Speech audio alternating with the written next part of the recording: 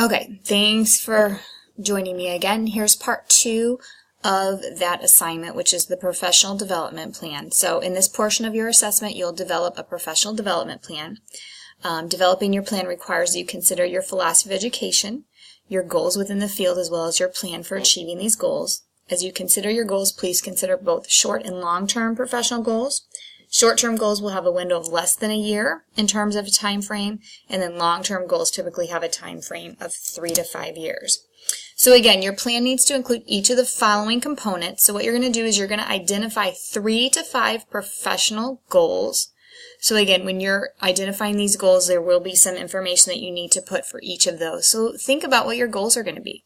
What we want you to do is we want to make sure that they are specific goals. So what we're going to ask you to use is this SMART strategy, which is an acronym. So be sure that each of your goals are, the S stands for specific. So a general goal would say get a job in ECE, but a specific goal would say something like within 1 year of degree or certificate completion, obtain a position in a public school, pre-K, or kindergarten. So again, think about a specific goal. So 3 to 5 professional goals. So again, some may be short-term goals, some may be long-term goals. So think about those in terms of what goals you will have.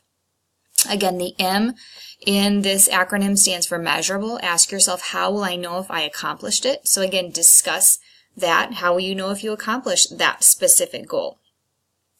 Attainable is the A in the SMART acronym. So writing down a goal helps you begin to see ways in which you can attain it and recognize opportunities that bring you closer to reaching your goal. So again, how is it attainable? So again, write down how you'll know that you can attain this goal. The R in the SMART acronym is realistic.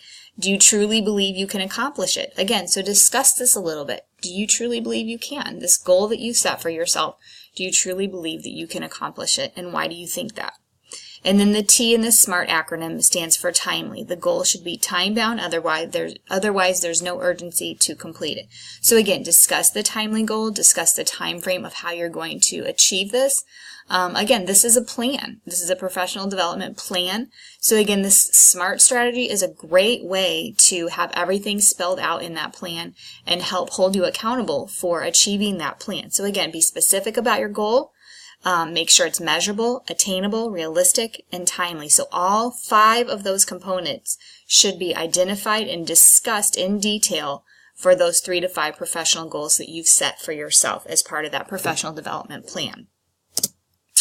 And then you have to outline some strategies and activities that will help you accomplish your goals. So again, for each of those 3 to 5 goals that you've set, I want you to discuss in detail the strategies and or activities that you'll need to do to accomplish those. So examples might include find a coach or mentor to work with you, do professional reading, keep a log or journal of your activities, get involved with a professional organization, learn to use new technology. So again, depending on what those goals are that you've set for yourself, the strategies and activities that you will engage in will look very differently. So again, if you are getting stuck, like maybe you have a goal, but you're getting stuck on a strategy that you might use to accomplish that goal, don't hesitate to reach out to me and say, hey, this is my goal, but I'm really having trouble thinking of some concrete ways to accomplish this. Can you help me brainstorm that? I am more than happy to do that with you.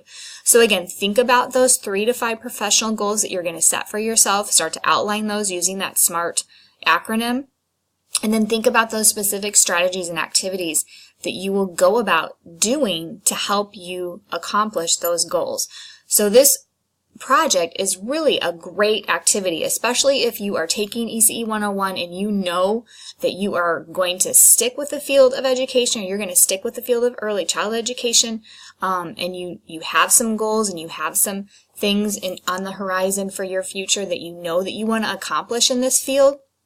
This is a really great project to get this all put out in paper, to get this all spelled out, to think about these things for yourself, for your journey, and then to help hold yourself accountable for this. So again, this is a really great project to help you in this field and to help you determine, what your future looks like in the field of early childhood education and being an early childhood professional. So again, if you have any questions about anything in this assignment or what this assignment is asking for, please don't hesitate to reach out and contact me. I'm more than happy to talk with you about these, about this assignment and to help you to get this all outlined and detailed in a way that it needs to be.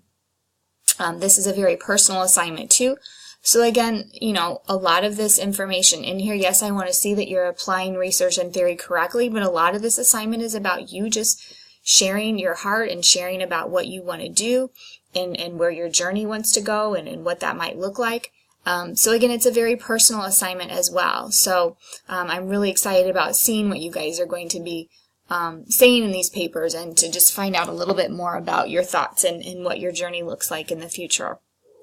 Okay, so part 3 of this assignment is a presentation. So the presentation is just going to include all of the information that we are putting in this paper. Oh, my dog hears something outside. 1 second. I'll be right back. Sorry about that interruption. Okay, so the presentation is just helping you just put all of the information that you wrote down in your written assignment into a presentation format. So you can use a Google slide presentation or you can use a PowerPoint presentation, whichever you feel more comfortable using, and you're just going to be creative. You can put that information in whatever way you want. You can be creative, you can put images. However you want to present it is up to you. So, you know, kind of the sky's the limit. But what you do need to include in that presentation is all of the content that is included in the project. So give us all the information about your philosophy, all of those different bullet points about what you believe in as children as learners, what you believe is what the early childhood teacher looks like. All that information needs to be in your presentation.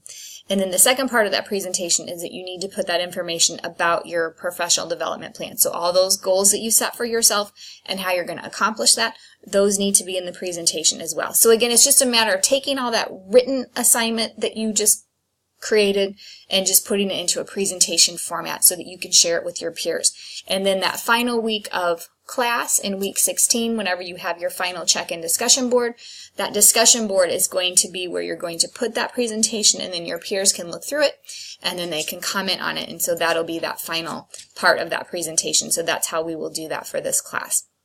Again, if you have any questions about anything for this assignment, I know it's a lengthy assignment. There's 3 different parts to this, so it is going to take some time. So please feel free to reach out and ask me any questions if you need any help with this assignment.